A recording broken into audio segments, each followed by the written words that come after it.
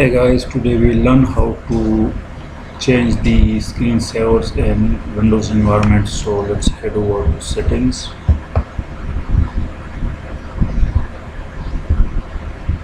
and get to change screensavers.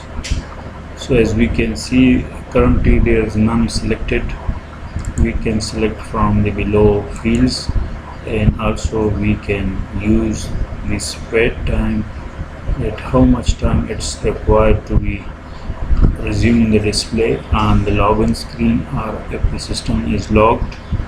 So with these settings, if you want to preview this, so we can also see that it will be showing these if it goes to the log screen or if it goes to the screensaver mode.